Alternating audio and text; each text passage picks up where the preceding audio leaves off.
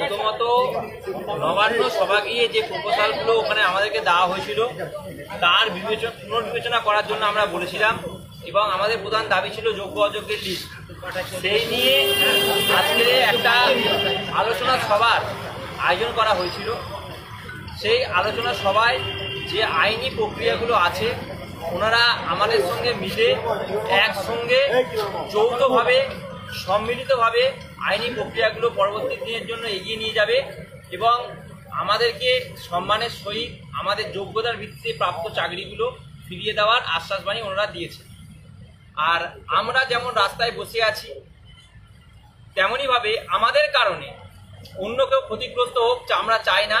কালকের মাধ্যমিকের রেজাল্ট, আমরা বোর্ডের অফিসে বসে আছি, তো সেক্ষেত্রে কালকের এই মাধ্যমিকের অনেক কাজকর্ম এখানে হবে, তার কারণেই আমরা বিশেষত আমাদের এই যে অনশন এবং বাইরের যে অবস্থান সেটা তুলে নিলাম, যাতে আমরা যোগ্য শিক্ষাকর্মী, আমরা জানি ছাত্রছাত্রীদের ভবিষ্যৎ এখানে অনেকটা জড়িত আছে এবং তার কারণেই কিন্তু আমাদের এই অনশনটা আজকে আমাদের প্রত্যাহার এবং অবস্থানটা প্রত্যাহার, এবং সেটা সাময়িক সময়ের জন্য। এমন কিছু যে আমরা খুব পজিটিভ বার্তা এখান থেকে পেয়েছি তা নয়, আগের দিনের বার্তাটা সেম বার্তাই এখানে আছে। হ্যাঁ, লিগাল প্রসিডিওরে কিছু অ্যাডভান্টেজ এখান থেকে আমরা গেইন করেছি, সেইটা কতদূর ফলপ্রসূ হয় এবং আমাদের যোগ্যতা ও মেধার ভিত্তিতে আমাদের যে চাকরি, সেই চাকরি আমরা আইনি প্রক্রিয়ার মাধ্যমে কতটা প্রাপ্তি লাভ ঘটে সেটাই এবার আমাদের দেখার। আশ্বাস দিয়েছেন ওনারা, এবার দেখা যায় কতটা ওনারা বাস্তবায়িত করেন।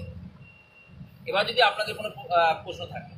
আজকে তাহলে অনশন এবং অবস্থান দুটোই প্রত্যাহার করছেন?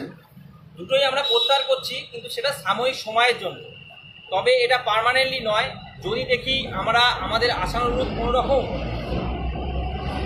কোনো উত্তর আমরা ভবিষ্যতে পাচ্ছি না, তাহলে কিন্তু সেই আশ্বাসবাণী যদি ওনারা যদি ফুলফিল না করতে পারেন তাহলে ভবিষ্যতে কিন্তু এই আন্দোলনে একবার না বারবার হবে এবং এর থেকে বৃহৎ থেকে বৃহত্তম হবে।